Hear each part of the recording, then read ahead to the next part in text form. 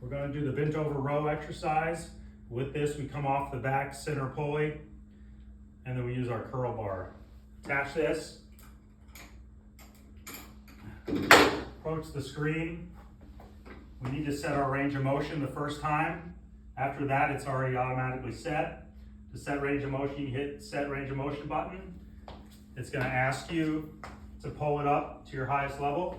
In a bent over row, it's key that we have our knees slightly bent, our back over. You don't want to be rolled over. You want to be right about this position. And essentially, we're going to lower the bar down to our knees, and then we're going to be bringing it up into our chest, maintaining our position the whole time. And we want our hands underneath, and we're pulling towards us. So I'm setting the maximum position,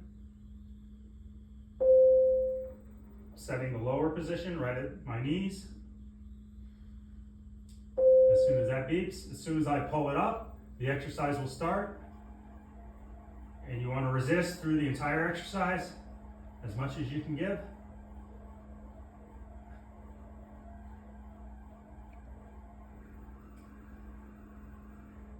While maintaining your position. Do not fall over the front. Do not lean out the back.